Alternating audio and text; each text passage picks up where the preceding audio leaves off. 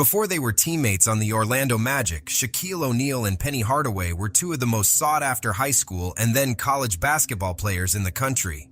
In 1994, the two future legends starred in the awesome sports drama Blue Chips. Other than Shaq and Penny, the movie also includes Boston Celtics legends Larry Bird and Bob Cousy for lesser roles. Here's our recap. The movie begins with Coach Pete Bell lashing out at his team for being constantly incompetent and losing their recent match. His team, Western University Dolphins, gets ready for its next match scheduled with Texas Western Cowboys, while Pete is afraid to face embarrassment again. The match begins with the other team overpowering Pete's team, and in rage, he starts yelling at the referee. Both the referee and the coach start arguing, and the other team keeps getting closer to victory. Pete kicks the basketball in the arena, prompting the referee to kick him out while his team also loses. During the press conference, the reporters bombard him with many questions, and one reporter, Ed, inquires about a match-fixing incident a few years ago. Pete rejects the allegations and then leaves the conference. Pete meets his ex-wife Jenny to get some comfort, and while they talk, Pete says that he is on the verge of losing his career. However, Jenny comforts him by reminding him of his earlier victories when his team won the national championship twice. After talking for a while, Pete leaves.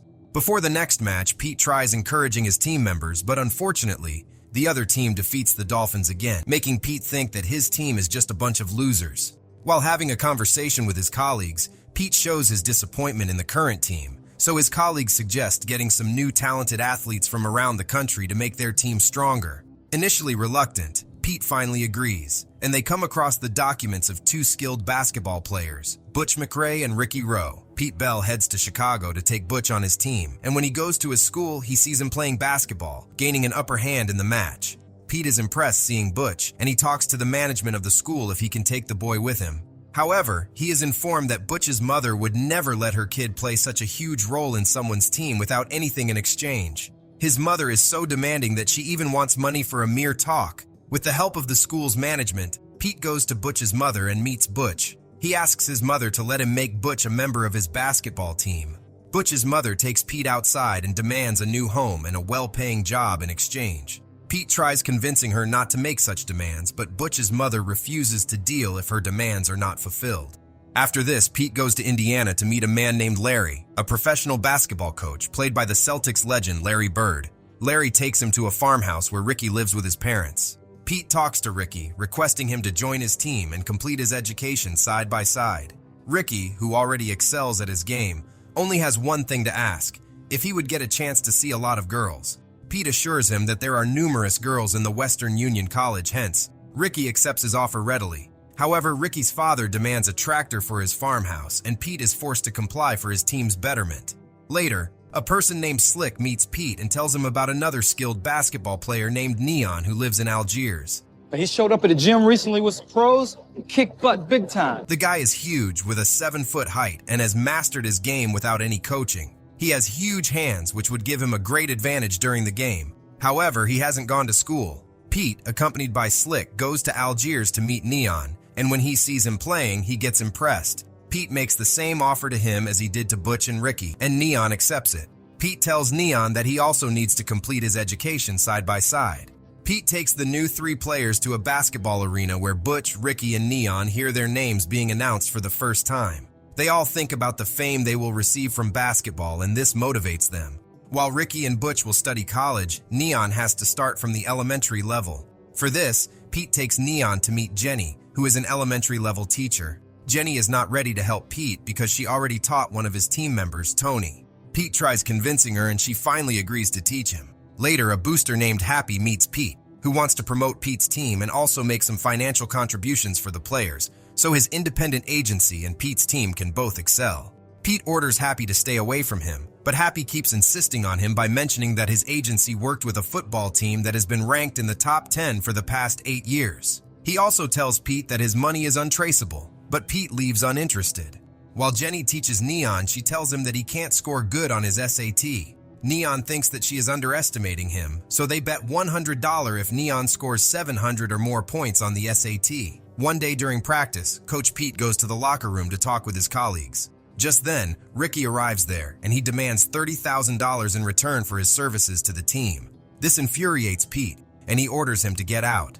Pete, who still hasn't given Ricky and Butch's parents what they demand, discusses this issue with one of his colleagues, Vic Roker. He asks him if things can get back to normal as they were before when they didn't have these new demanding members. However, Vic refuses to help him in any way. With pressure from all sides and his team constantly losing, Pete has no option other than to fulfill these demands, and for this, he meets Happy, telling him that he is ready to work with his agency. Consequently, Butch's mother gets a new house and a well-paid job. Ricky's father gets a tractor for his farmhouse, while Neon's family gets a brand new Lexus, which they didn't even ask for. Ricky also gets the amount of money he demands, and in return, Coach Pete gets the intent letters from all 3 players to join Western University and be a part of its basketball team.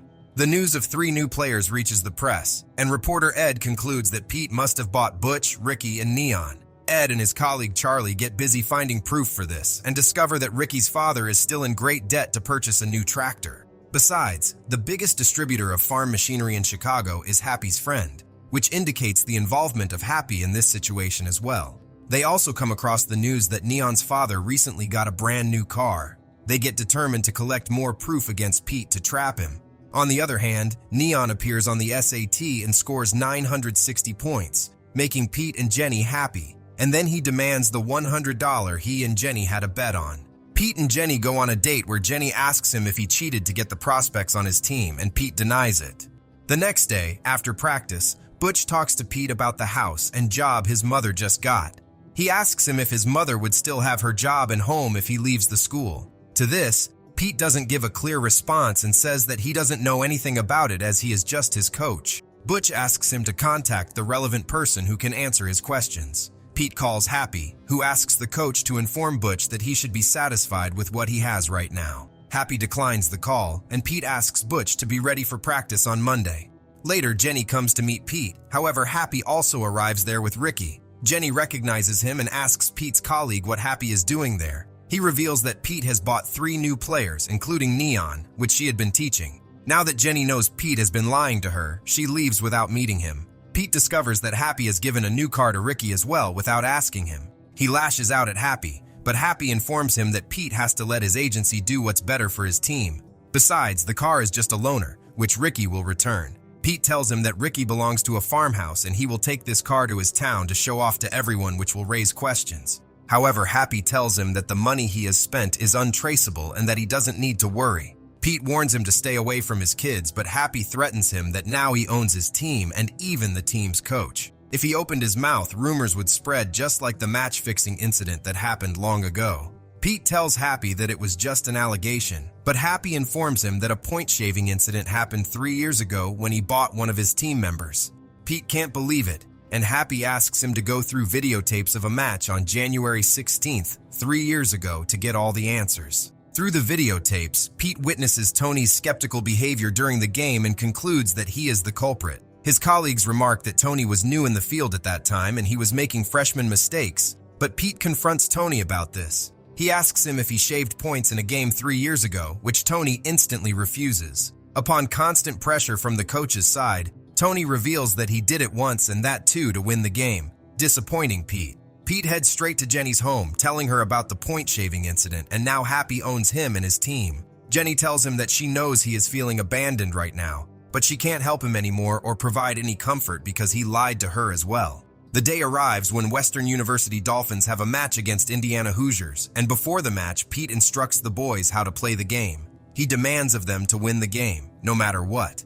The match begins with the teams arriving in the arena, and both coaches, Pete and Bobby Knight, instruct their teams on the winning strategies. During the match, Neon gains the upper hand right in the beginning. Thanks to his efforts, the Dolphins take a 53-50 lead. Ricky also proves to be highly beneficial for the team, and his efforts leads the team to score 83 points against 82 points from the Hoosiers. Bobby Knight becomes furious seeing his team struggling to win against the Dolphins, and he starts yelling at the referee. Pete sees his team winning, but he constantly thinks about the point-shaving incident and his own decision to buy new players. Before the last 10 seconds, both teams plan out their strategy to score the final goal. Fortunately, Neon dunks it at the buzzer to grant the Dolphins the victory, making Western University Dolphins win the game, and the crowd yells in excitement for Coach Pete and his team. However, Pete doesn't even pass a smile, knowing that his team hasn't been playing fair and square. He meets the boys inside the locker room, who are happy to win the game.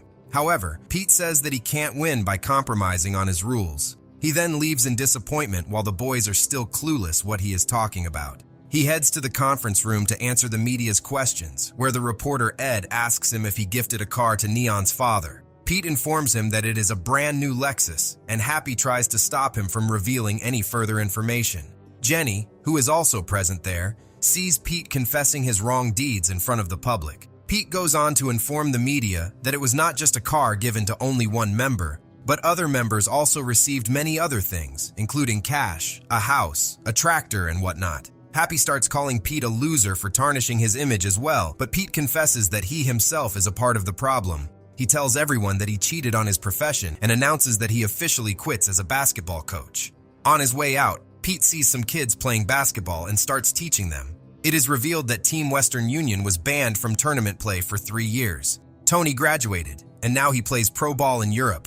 Ricky injured his knee and went back to his father's farmhouse and now helps him. Butch and Neon dropped out of school, but now they play in the NBA. Pete Bell is still a coach, but at a small high school in the Midwest. Tell us in the comments what your favorite part of the movie and what other sports movie we should recap next.